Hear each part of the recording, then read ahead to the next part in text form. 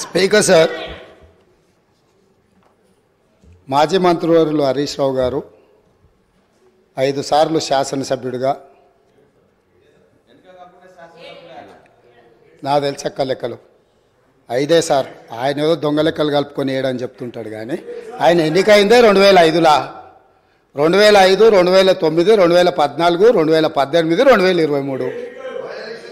ఇంకా అన్ని రాసుకోండి, బై ఎలక్షన్స్ రాసుకోండి, వాళ్ళ మామ గెలిచినవి కూడా ఆయన దాంట్లో రాసుకోండి, ఏం అభ్యంతరం లేదు. వారు వివిధ హోదాలలో వారు పనిచేయడం జరిగింది. 2014 నుంచి 2018 వరకు వారే సాగునీటి పారుదల శాఖ మంత్రిగా పనిచేసిండ్రు. వారి తర్వాత మాజీ ముఖ్యమంత్రి గారు చంద్రశేఖరరావు గారు సాగునీటి పారుదల శాఖ మంత్రిగా పనిచేసిండ్రు. అంటే ఈ 9.5 సంవత్సరాలు వాళ్ళ కుటుంబము తప్ప ఇతరులు ఎవ్వరూ సాగునీటి పారుదల శాఖ మంత్రిగా పనిచేయలేదు.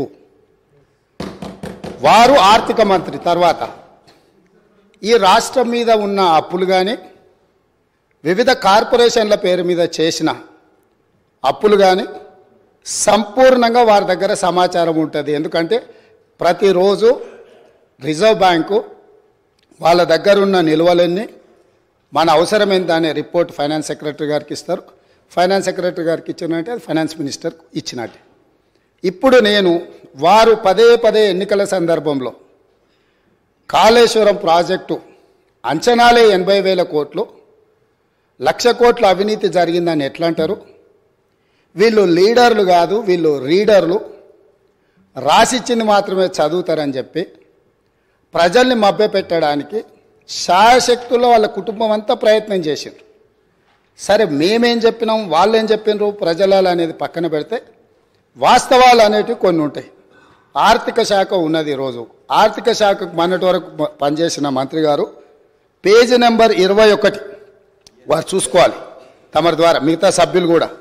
ఇప్పుడు ప్రభుత్వం ఇచ్చిన నివేదిక ఏదైతే ఉందో పేజీ నెంబర్ 21లో ప్రభుత్వ హామీతో ఎస్పీవీల ద్వారా సేకరించబడి ప్రభుత్వమే చెల్లింపులు చేయబడతాయి అని చెప్పిన దాంట్లో మొట్టమొదటి Kaleshwaram irrigation project corporation limited sanctioned loan 97,000 కోట్ల 449 97,449 కోట్ల రూపాయలు రుణం మంజూరైంది. ఇందులో లోను విడుదలయ్యింది 79,287 కోట్ల రూపాయలు.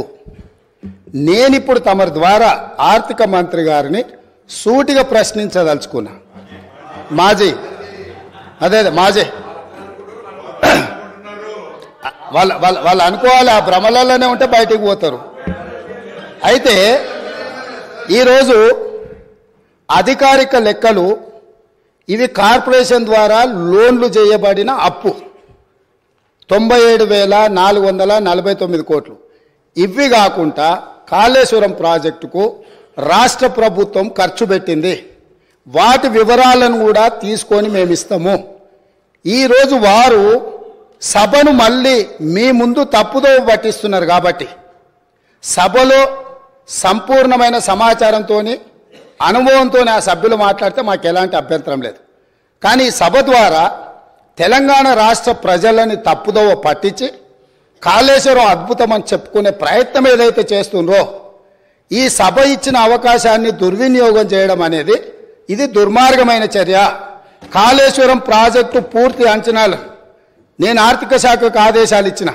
రేపు మా సాగునీటి పారుదల శాఖ మంత్రి గారు మాట్లాడేటప్పుడు టోటల్గా వేసిన అంచనా ఎంత, అందులో కార్పొరేషన్ పేరు మీద మంజూరైన లోన్లు ఎంత, మంజూరైన లోన్ల నుంచి ఇప్పటి వరకు వినియోగించుకున్న నిధులెన్ని, అదేవిధంగా రాష్ట్ర ప్రభుత్వం తన బడ్జెట్ నుంచి ఖర్చు పెట్టిన నిధులెన్ని, వీటన్నిటిని వివరాలను మళ్ళీ అక్కడ చెప్తాం. కాబట్టి ఇప్పుడు నేనేం చెప్పదలుచుకున్నా అంటే, వారు మాట్లాడుతున్నది లోపభూయిష్టమైన అబద్ధము. కాళేశ్వరం ప్రాజెక్టు యొక్క అంచనాలు 80,000 కోట్లు కాదు, లోన్లే 97,449 కోట్ల రూపాయలు ఆల్రెడీ లోన్లు మంజూరు తెచ్చుకున్నారు. రాష్ట్ర ప్రభుత్వం ఖర్చు పెట్టింది. మొత్తానికి వీళ్ళు వేసి అంచనా లెక్కలేస్తే అది ఎక్కడికో వెళ్తుంది. అదొకటి అధ్యక్ష. రెండవది ఇంతకుముందు మంత్రులు జూపల్లి కృష్ణారావు గారు మాట్లాడబోతుంటే పాపం వారిని దబాయించే ప్రయత్నం చేస్తున్నారు. నేను 2 విషయాలు ఇక్కడ చెప్పదలుచుకున్నా.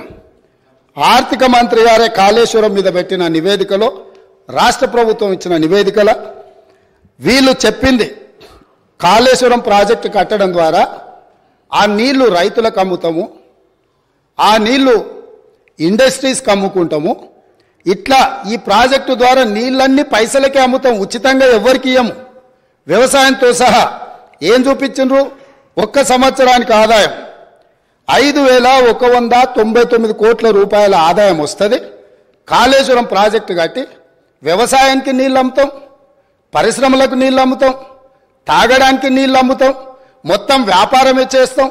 మా ప్రభుత్వం ఉన్నదే వ్యాపారం చేయడానికి. మా ప్రభుత్వం సేవ చేయదు, మా ప్రభుత్వం ప్రజలకు సహాయం చేయదు, వ్యాపారం చేస్తాము. ఆ వ్యాపారం ద్వారా 5,199 కోట్ల రూపాయల ఆదాయం వస్తుందని చూపించి వీళ్ళు ఈ అప్పులు చేసింది. ఈ సంతకాలు పెట్టింది ఎవరు? ఈరోజు అక్కడ కూర్చొని మాట్లాడుతున్న మాజీ ఆర్థిక మంత్రి గారు. ఇది మొదటి విషయం. రెండవది మిషన్ భగీరథ. మిషన్ భగీరథ మీద కూడా ఈరోజు మేము ఇంటింటికి నల్లాలు ఇచ్చినాం.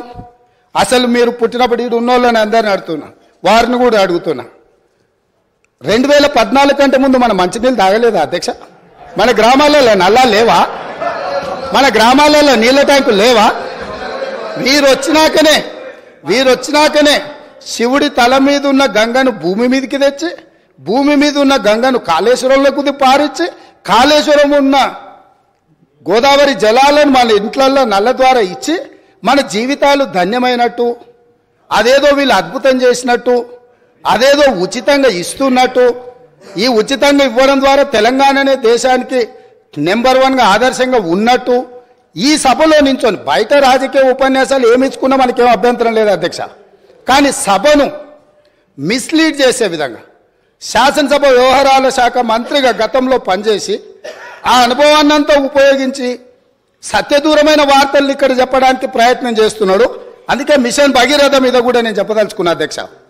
ఇది 2019-2020 సంవత్సరంలో వీళ్ళు రూరల్ హౌస్ హోల్డ్కి అమ్మడం ద్వారా 1030 కోట్లు సంపాదిస్తామని, మున్సిపల్ కార్పొరేషన్లో ఉండే ప్రజలకు నీళ్ళు అమ్మడం ద్వారా 169 కోట్లు సంపాదిస్తామని, అదేవిధంగా మున్సిపల్ రిక్వైర్మెంట్ ఇతర అవసరాలకు 360 కోట్లు సంపాదిస్తామని, అదేవిధంగా ఇండస్ట్రియల్ అవసరాలకు అంటే పరిశ్రమల అవసరాలకు అమ్మి 4,147 కోట్ల రూపాయలు, మొత్తం కలిపి 5,706 కోట్ల రూపాయలు ప్రతి సంవత్సరం మిషన్ భగీరథ మీద మాకు ఆదాయం వస్తుంది, మేము ఈ ఆదాయం ద్వారా మీకు అప్పులు తిరిగి చెల్లిస్తామని చెప్పి ఈరోజు బ్యాంకులను మభ్యపెట్టి తప్పుడు నివేదికలు ఇచ్చి లోన్లు తెచ్చిండ్రా?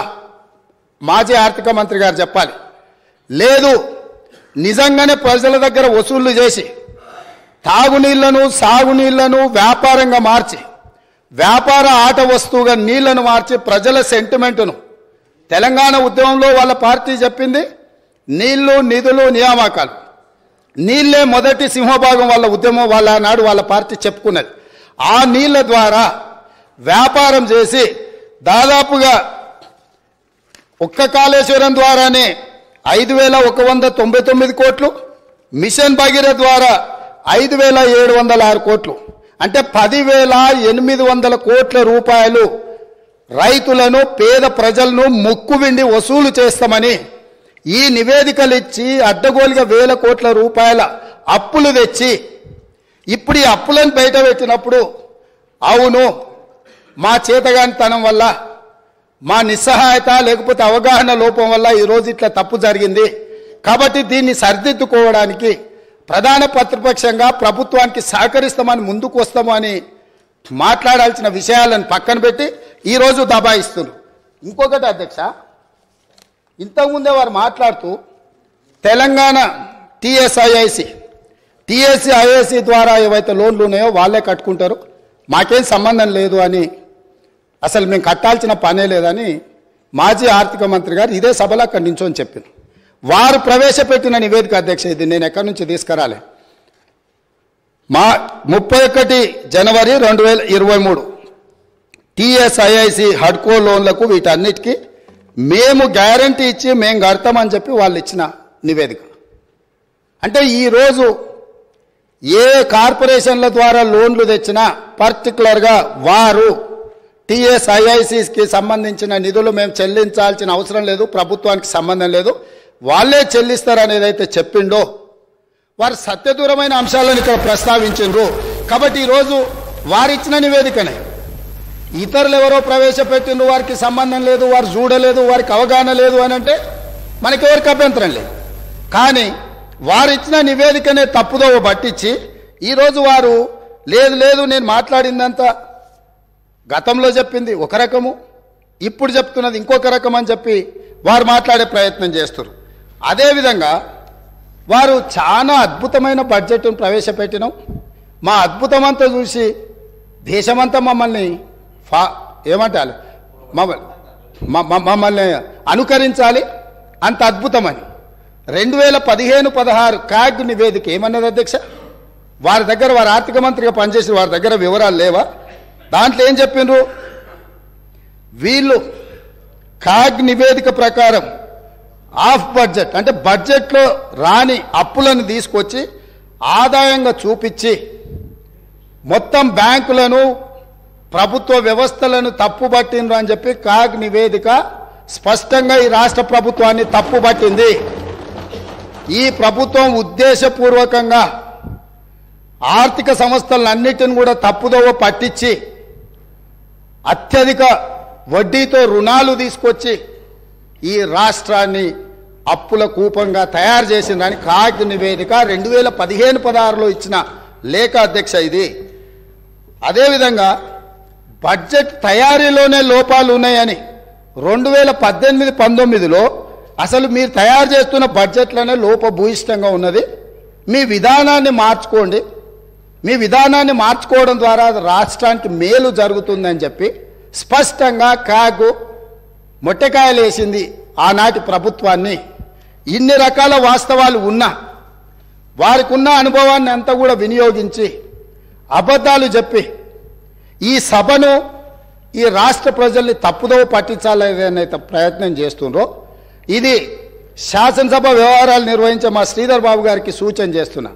సభను తప్పుదోవ పట్టించే విధంగా సభ్యులు ఎవరైనా మాట్లాడితే ఆధారాలు లేని వివరాలను అన్నిటిగా ఆధారాలుగా ఉన్నట్టుగా చిత్రీకరించి సభలో తప్పుడు సమాచారాన్ని ఒకవేళ ప్రవేశపెడితే శాసనసభ వ్యవహారాలలో ఏ రకమైన చర్యలు తీసుకోవాలనో వాటిని ఒక్కసారి పరిశీలించాల్సిందిగా తమరి ద్వారా వారికి నేను విజ్ఞప్తి చేస్తున్నా అధ్యక్ష.